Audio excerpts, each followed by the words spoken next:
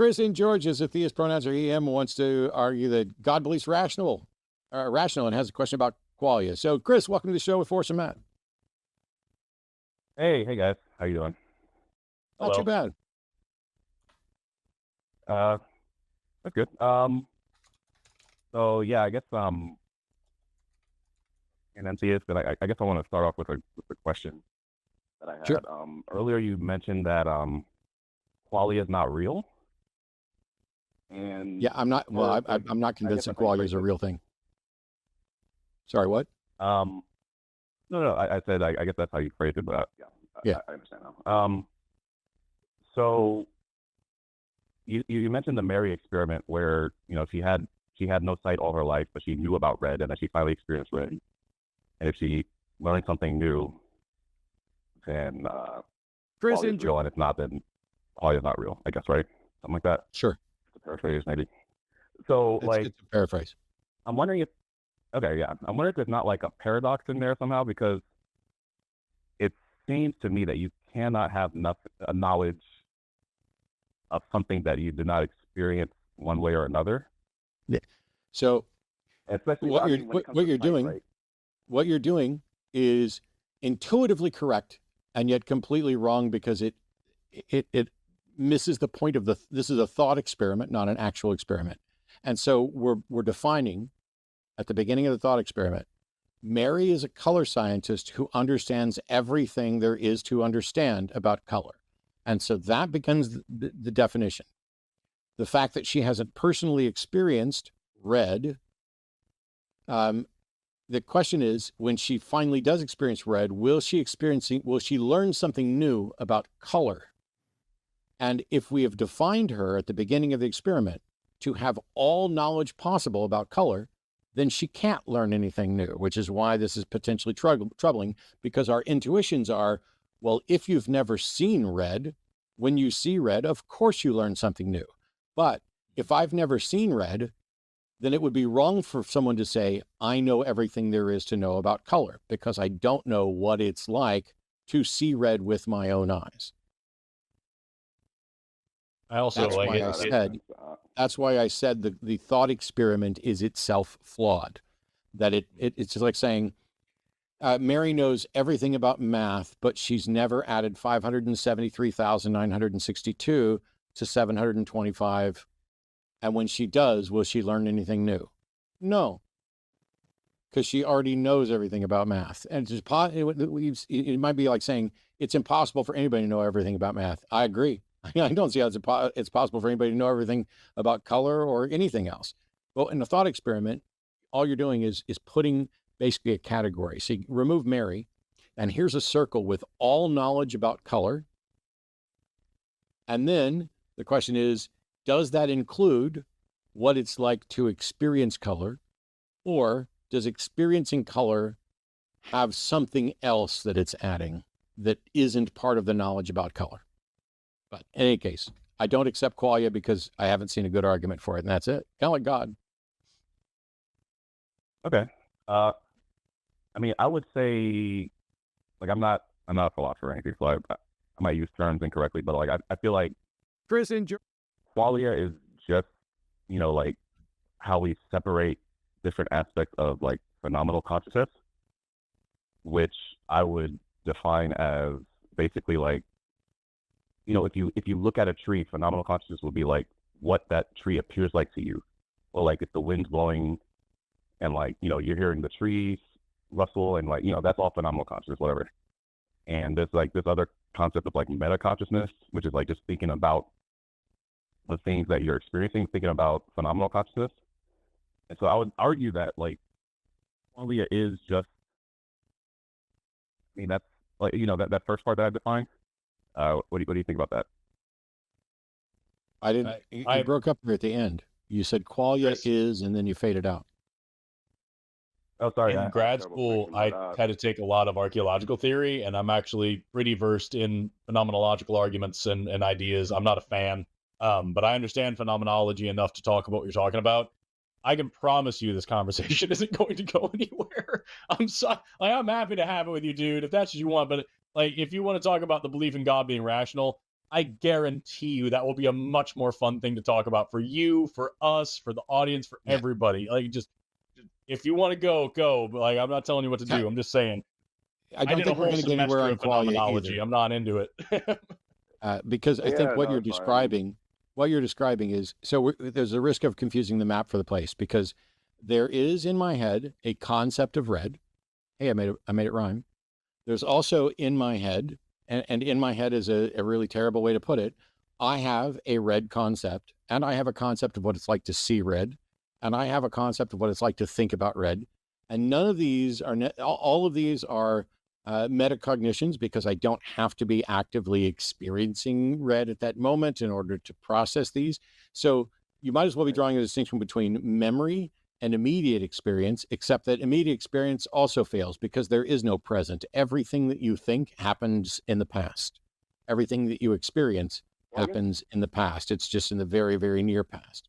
But I'm more interested in how God belief is rational, because I can try like we said at the outset, when we were talking about how people can get led towards creationism. I can understand how that can happen, but I can't get to God belief as rational. So if you can, I'd love that. Okay. Okay. Yeah, sure.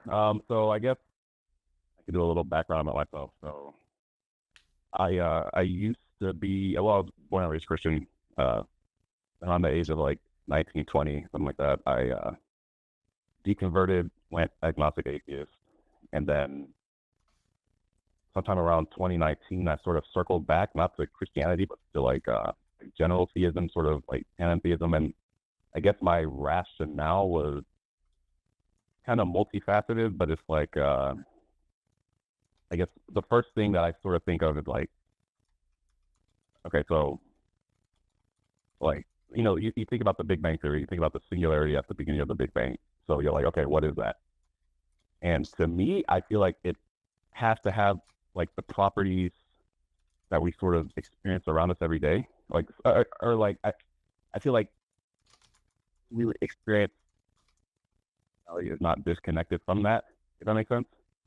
It's just, I need to pause. I need to pause for a second, because earlier today, Gray called and we started having a decent conversation. And then when I kept saying, hey, let's direct this towards God, the words that came out of Gray's mouth were something to the effect of, I guess I need to give you my background. And then just now, when I asked for you to present a case for why God is rational, you felt that it was necessary to give me your background about you at age 19 or 20, and then after wandering for a few seconds, then you get to the Big Bang. Let me make this clear to everybody watching. No argument for the existence of God starts with anything relevant to your life story or what you used to think or anything else. Arguments have premises and conclusions. And when you say Big Bang cosmology seems to have the properties we experience today, that sentence makes no sense to me. What properties are you talking about? What are you talking about with regard to the Big Bang, and how does it work into a syllogism for God? It's the second time we've had to stop the show to talk about what an argument is. Yeah. So I'm not too versed at like. That's okay, and I swear I'm not trying to beat you up or be an ass, but I'm doing a live show. I'm not making fun of you. It's just a funny situation because this is our job. I just want to get to the God part, because the quicker we do that, then either quicker one of us has the likelihood of no longer being wrong. Because one of the two of us, Chris, is definitely wrong about God, right? Yeah, I'd agree. Yeah. So let's get to the part where we figure out, are we gonna have any hope of figuring out which one of us is wrong? And I don't need to know what happened to you when you were 19 any more than you need to know what happened to me when I was 19 to figure that out. Okay, yeah, sure. So I think that reality presents itself to us in two ways. There's phenomenal consciousness and there's metaconsciousness. And I think that as we explore the natural world, I think it is rational to assume that the way it presents itself to us is somehow connected to the way it is. And so I think that I think that the universe itself possesses some sort of quality of consciousness, or maybe you can call it super consciousness or whatever. And I think that we are just products of that, essentially. What does that mean? What's super consciousness? Start there. What's that? I took notes. I took really good notes. And so you think, just in the past 30 seconds, it was, I think that, I think that, I think that, I think that. That was the repeated theme. I think that reality presents itself as phenomenological and meta. I think that, I think that, I think that. And then you said you think it's rational to assume that the presentation of reality is somehow connected to how it actually is. So nature has a quality of consciousness.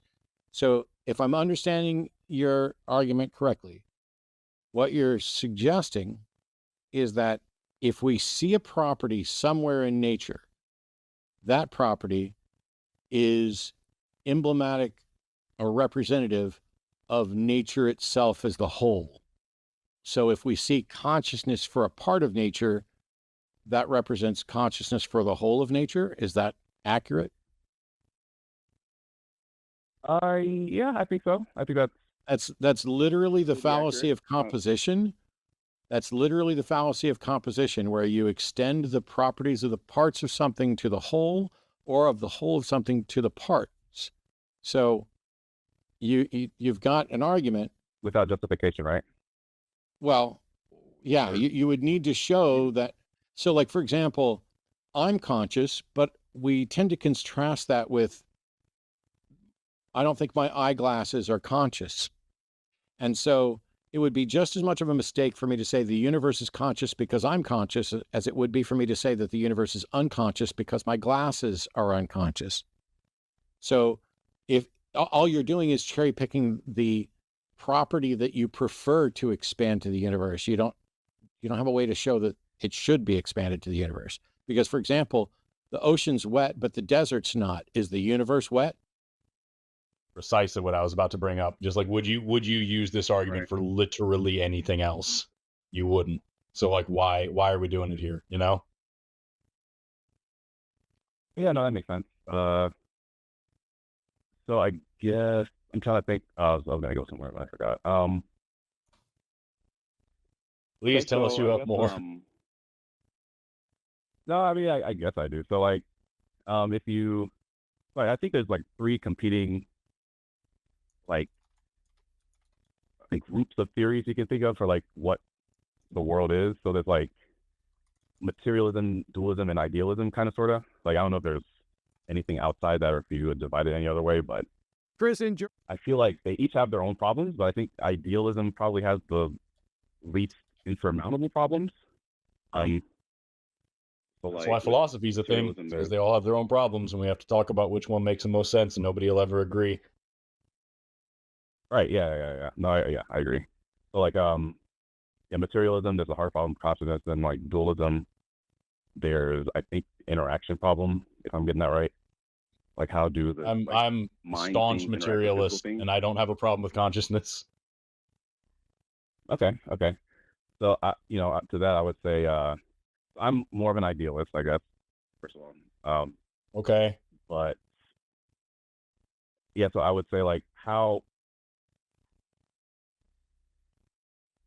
do you think that consciousness is something that appears completely different from like physical things, in that, like, when I'm saying consciousness, I guess I'm saying like the experience, like what it is to experience whatever, right? There's that, and then there's material things which have, like, we observe them to have charge, spin, whatever. Like, how do those correlate to you guys? If you're both materialists, I guess.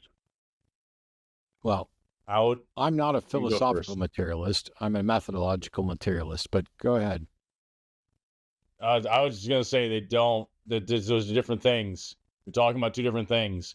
I can't take out a ruler and measure a thought, but I still know where thoughts come from. Right. So, like, You're using the wrong instruments to test this right now. There's a reason why I wouldn't use a mass spectrometer to try to tell me how many elephants are in a particular pack. Like that's not what you would do. You know what I mean? So for you to ask me how I can justify or how I can reconcile, the spin of a particle versus consciousness and emotion and qualia, the experience of experiencing things, then I don't know what you're asking me. These two are different things. They have nothing in common.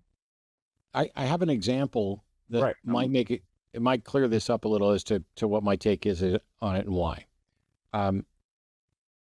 Euclidean geometry isn't true. And yet it's true enough for us to use for 99% of all of the geometry that we need to do. The Earth isn't flat, but it's locally flat enough that we can put up a building. We'll have to do some flattening and potential, but we treat it as if it's flat because the curvature at any one location is negligible for most all of what we're going to do. When I'm standing with my feet flat on the ground, I didn't have to get a grader in to level it ahead of time.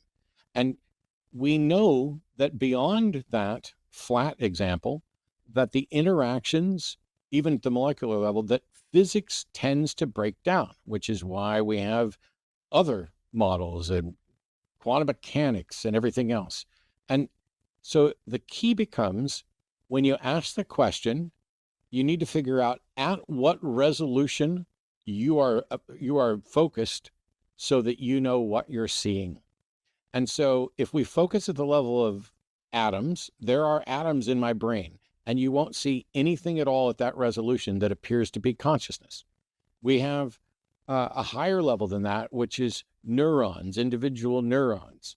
And you won't see anything that appears as consciousness there at that resolution. When you zoom out to the level where you're looking at closer to the network of neurons and their interactions, that's where you'll begin to see something that you might, under some circumstances, be able to identify as consciousness in the limited sense of this brain is functioning, this brain is not functioning, this brain is awake versus this brain is not awake, or, we're measuring different ways for it. It's only at the level of, from the external, where my brain's thoughts are conveyed through my emotions, my actions, my speech, my ability to convey thoughts, that we begin to see what we could then say, yes, this is consciousness. It's like if you took a super zoom lens on a camera and just had it at the wrong spot. At some point, you're going to get it to the point where you're like, oh, that's an ant. And until then, it's just blurry. And so when you say the part of the brain, or the resolution at which we can identify consciousness in a brain may be at a completely different place than the atoms that you're talking about. And so when you say, where's the connection between them?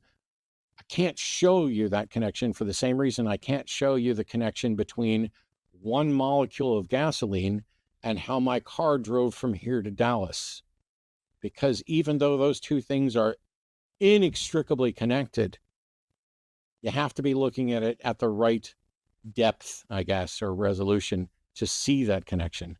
That's about as good as I can do with it. And even if I'm just completely bizarrely wrong, I don't see how any of that gets me to a God. Like, even before I knew how things worked, it wouldn't have been justified to claim that a God did it.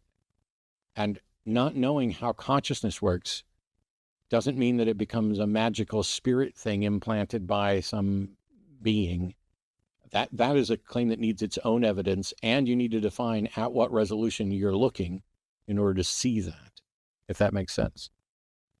Oh, Yeah, I give the exact same example using physics. I talk about the difference between quantum mechanics, classical mechanics, and relativity in different fields of vision, different. This is about the exact same thing. I loved your examples. Fantastic. Best part of the show. 10 out of 10. Everybody hit like. Thanks, but let's get back to Chris, because Chris might not have felt that way.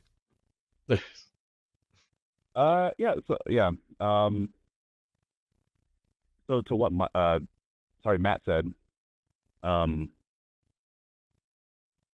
guess I don't really use. Sorry, let me think for a second. I'm sorry.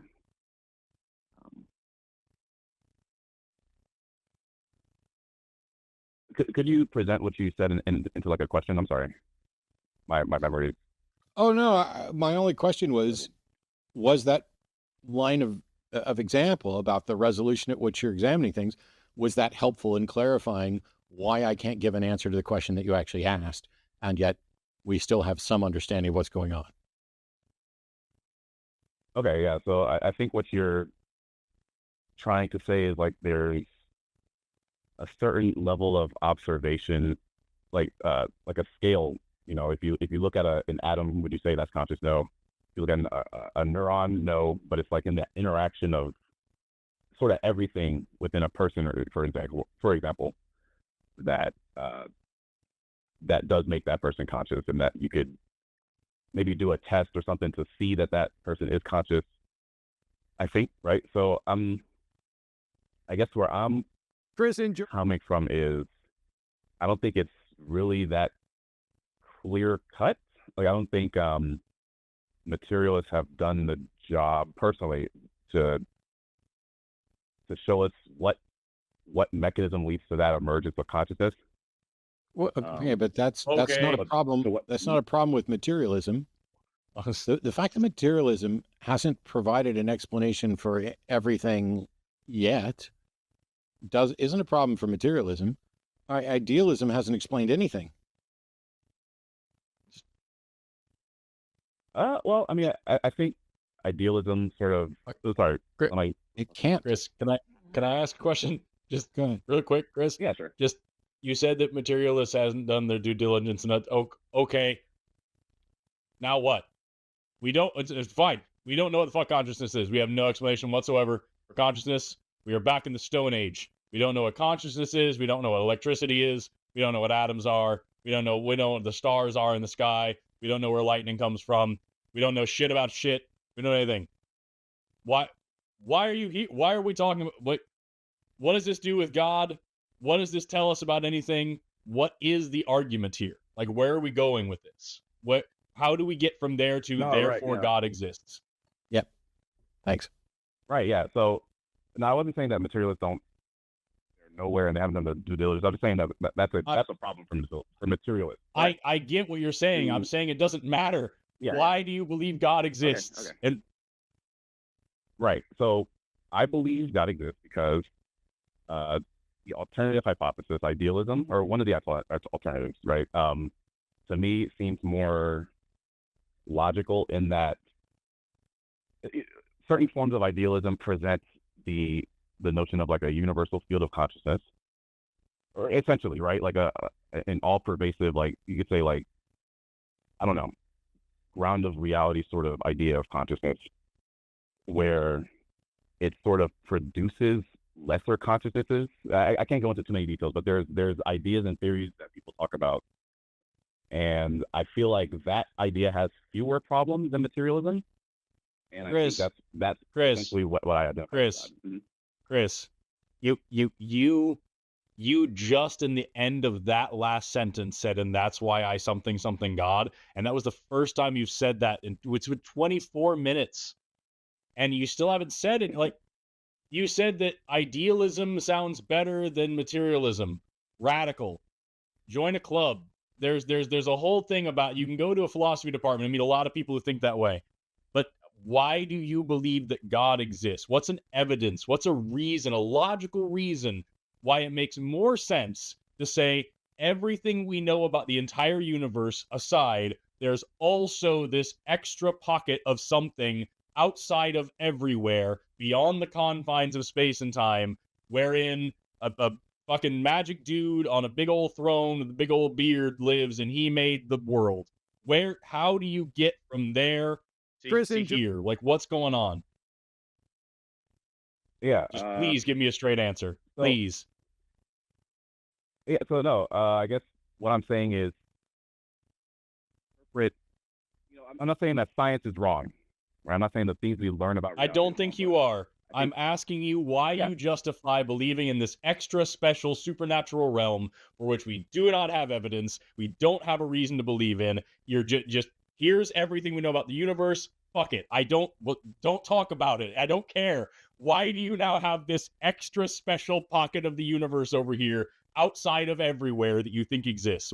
Why is that a thing for you? Well, I mean, I guess like I think reality is one single thing, right? And so Okay. when we start trying to ask questions about this thing that reality is, right? I think, or no, that's a good question. That's a good question. Let me think for a second. I'm sorry. Thank you.